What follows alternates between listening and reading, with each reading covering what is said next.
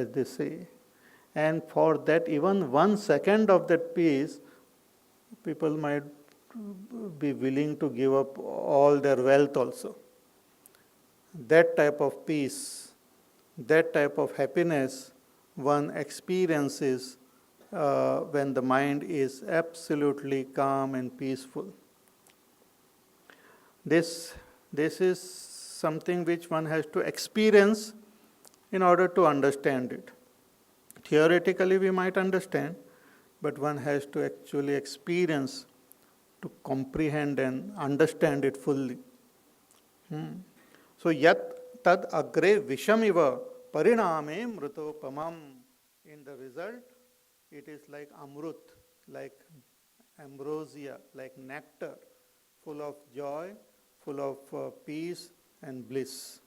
Then that person is not interested, or even if the wealth of this world is given, it is insignificant to that person.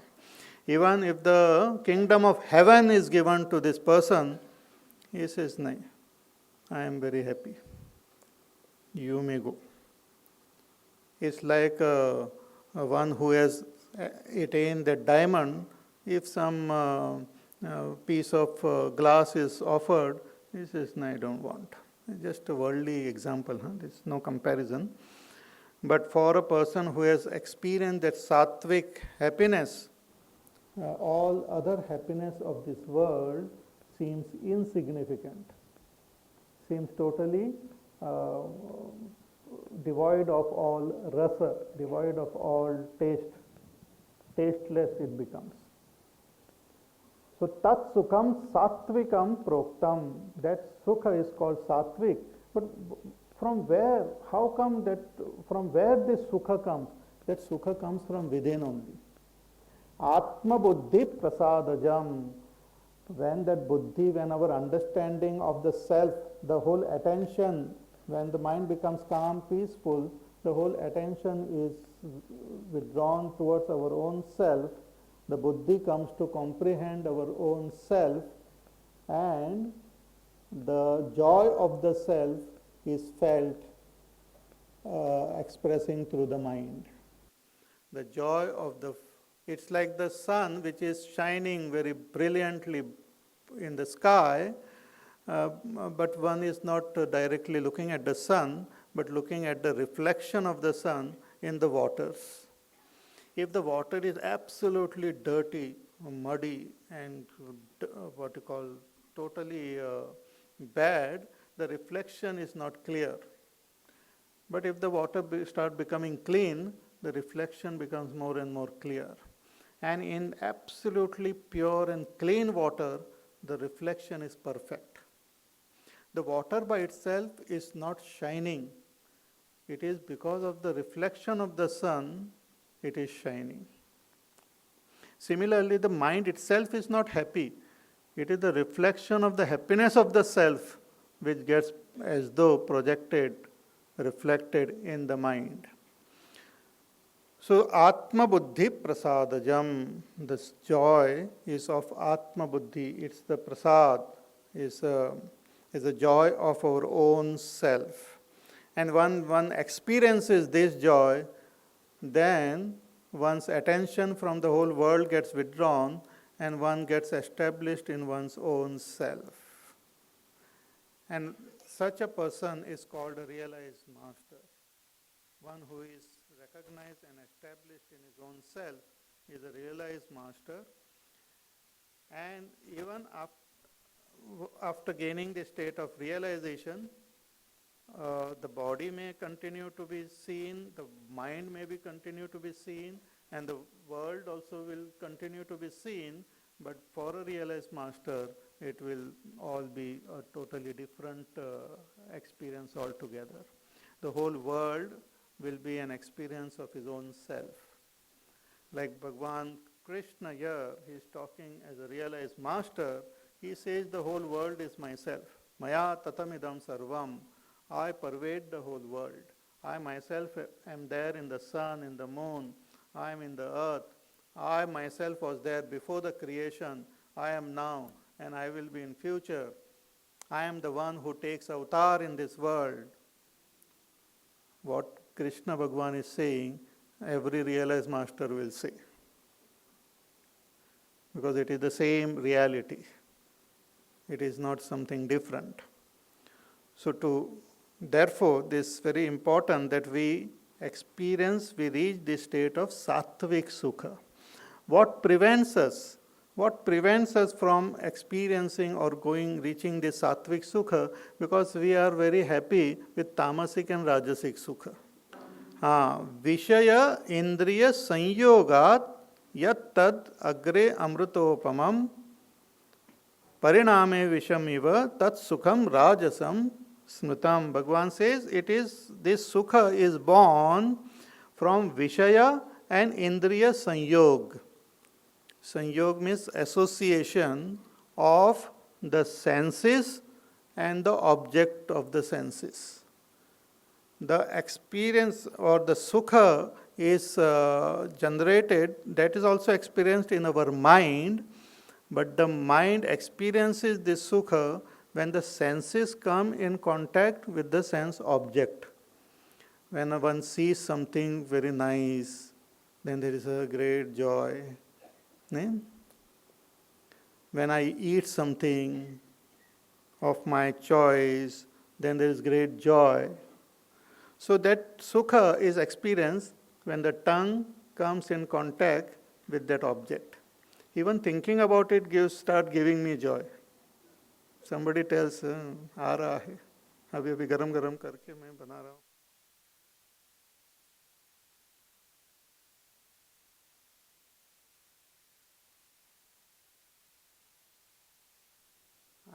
I have read the special recipe, now I got it done and I am bringing it.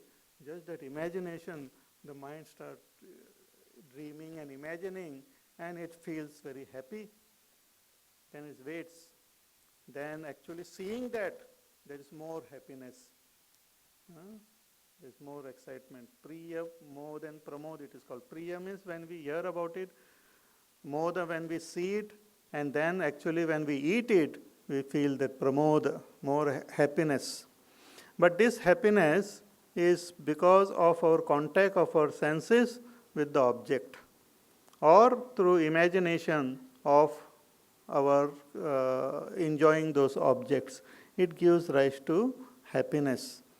One experiences great sense of goodness, that is happiness. But this happiness is rajasic.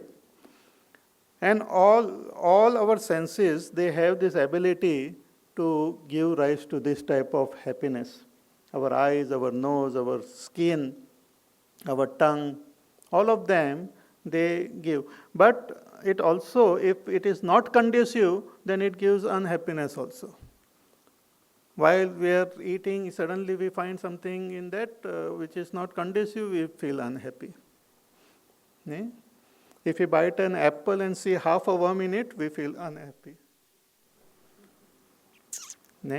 Because other half has gone in. So that will lead to unhappiness. So this happiness is what generally in the world people understand. People understand this type of happiness which comes through object, through material goods, through our house, through wealth, through moving to different places, sightseeing,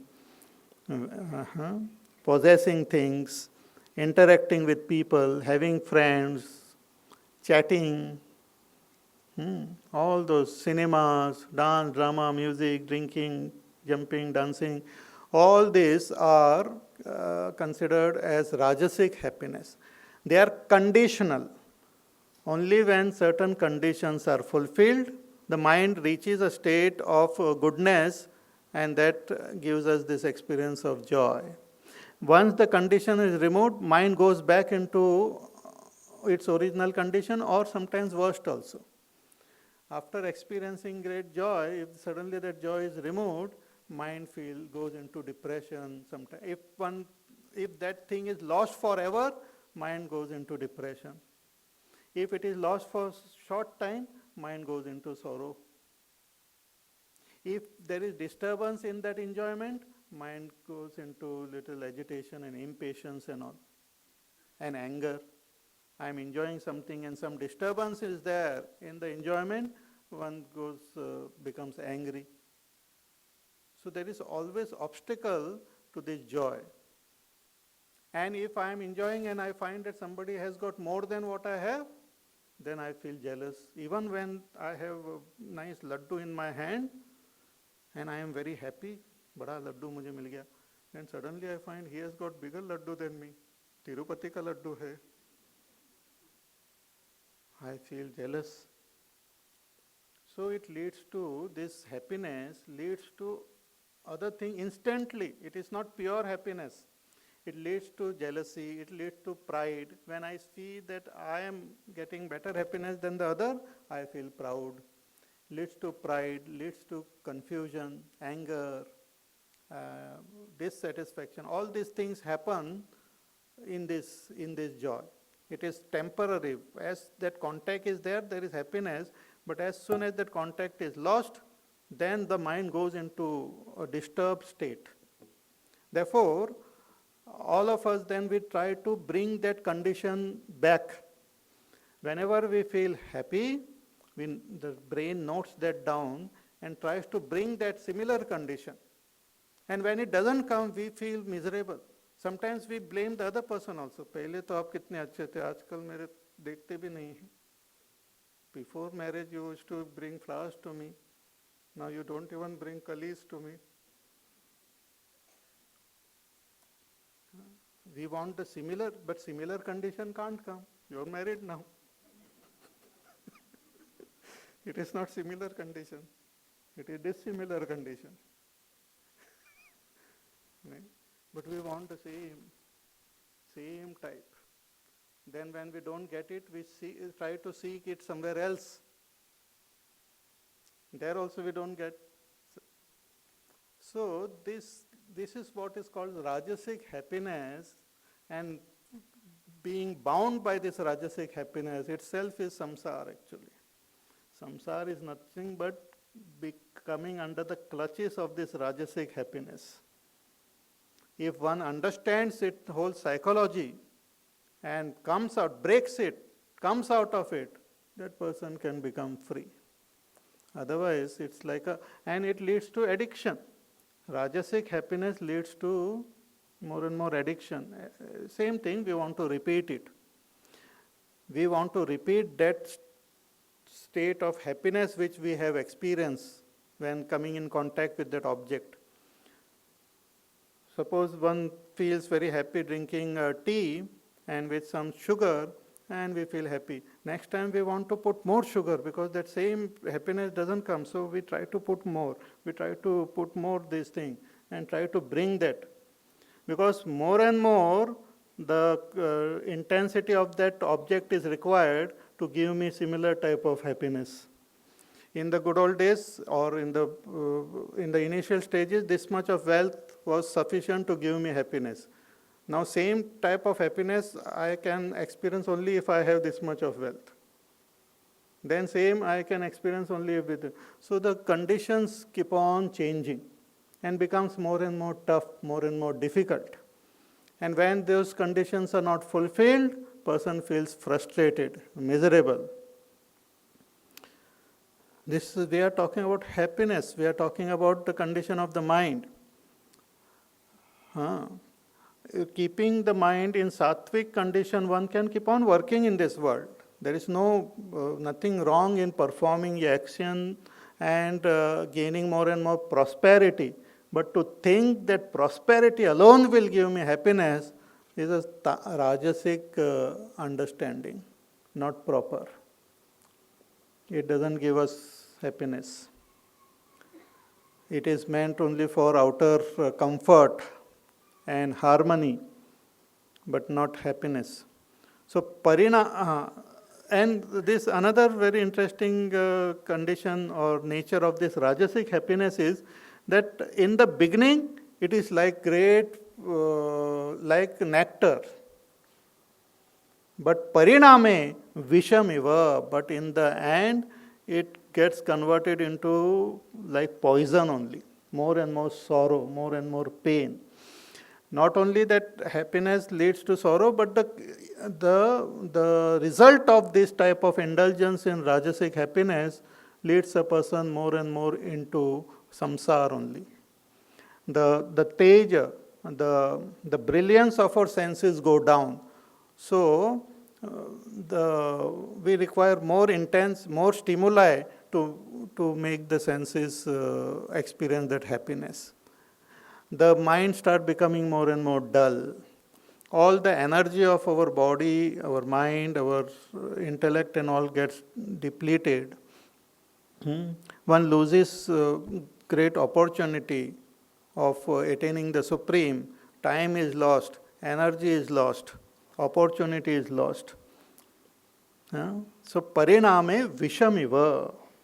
In the end, it is the parinam of this is like poison only. Then people reach a state of frustration that all my whole life has gone. Mera jivan kora kagaj. Nothing has been achieved. Kuch kaam na aaya. What have I done? Kuch nahi mila. Khali haath aa gaya. And all sorts of frustration then comes in their life. Because even with all pomp and show and all achievement, all temporary actually. It's like newspaper. एक दिन का news होता है. Yesterday's newspaper nobody likes to read. Not that it has gone or something like that. Still the news is there, but नहीं. कल का paper है, नहीं चाहिए. बासा है. Fresh कुछ news है क्या? Similarly, our achievement also is like a headline news. Only for one day it is there. Next day it becomes basa for us also. Forget about for others. You will have to go and tell your greatness to others, remind them again and again. घर वाले तो भूल जाते हैं. Then any guest or anyone coming, then you start telling that person your greatness. ये मैंने किया है, इधर मेरे को अवार्ड मिला था, वो सर्टिफिकेट देखो, इधर देखो, ये उधर. In the home also they put all the photographs, this, that, with the prime minister, with the what you call president, with this, that and all. And then keep showing others. घर वाले देखते नहीं हैं.